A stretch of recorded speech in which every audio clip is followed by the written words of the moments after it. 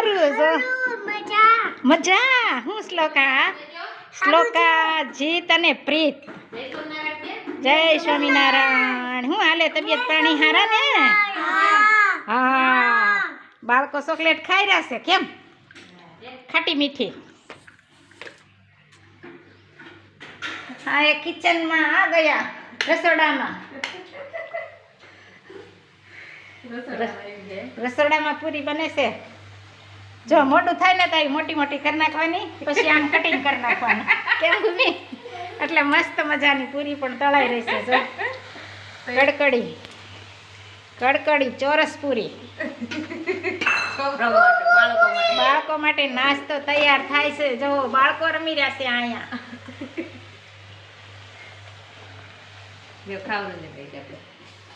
મસ્ત મજાની પૂરી કડકડી તૈયાર થાય છે.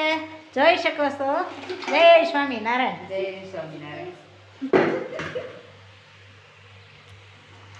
કાકી પૂરી તળી રહ્યા છે.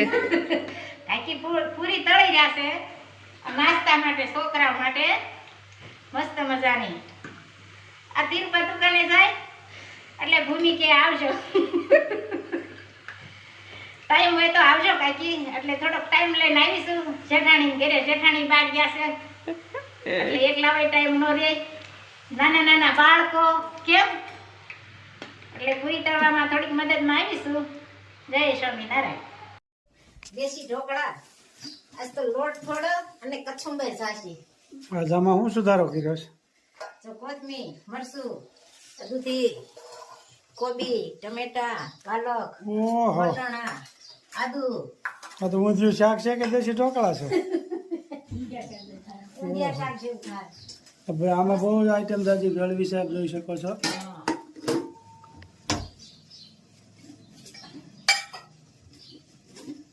આઈટમ બહુ જાજી પડશે. આ વખતે હળદર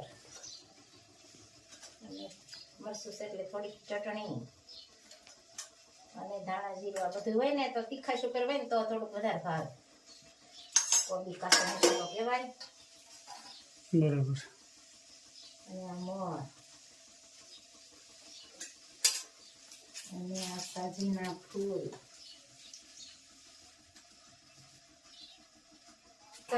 ઘણી ગણાઈને એટલી આજ આઈટમ ભેળવી છે ભાઈ દેશી ઢોકળામાં. તો દેશી ઢોકળા મસ્ત બનશે આજ. દર વખતે પાલક પાત્રા જ નાખીએ છીએ ને, એટલે આ વખતે બધો મસાલો નાખી જોરદાર.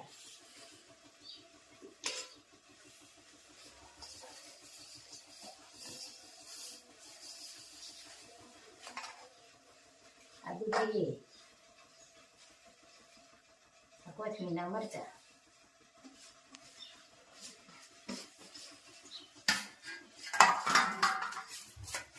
આ કોબી, આ ટમેટા ઝીણા દેશી ઘરના ખાટા મીઠા.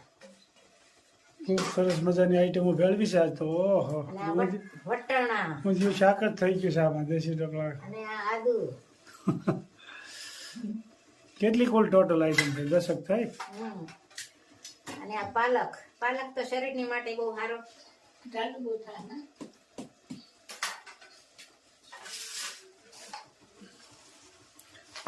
મસ્ત મજાનો લોટ બંધાઈ ગયો છે.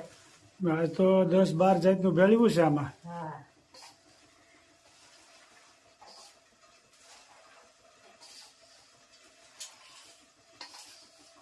લોટ બંધાઈ જાય એટલે મૂકશું ઢોકળા. મસ્ત મજાના દેશી ઢોકળા.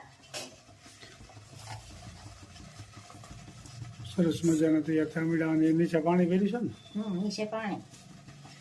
વરાળથી જ બફાય. વરાળથી જ બફાય એટલે સરસ મજાના બનશે. આજ તો ખાટા આઈટમ નાખી છે. 10-12 જાતનું ભેળવ્યું છે. બાહુ કે જો બહુ જાજુ ભેળવ્યું છે આજ તો. મસ્ત મજાના બનશે. સરસ મજાના દેશી ઢોકળા બની ગયા છે ને જમવા પણ બેસી ગયા. ચટણી ને દહીં ને લીંબુ ને મૂળા. કેમ બેના? મસ્ત હો. 2-3 જાતની તો ચટણી હોય. કેમ છે બા ઢોકળા? સારું છે ને? સરસ છે ને આજ તો કોબીન બધું નાખ્યું છે ને દૂધી ને કોબીન પાલક વટાણા બાકી વસ્તુ હતી એટલી બધી નાખી દીધી તો સારું થાય ને બા મસાલા વાળું હોય તો મસ્ત મજાના ઢોકળા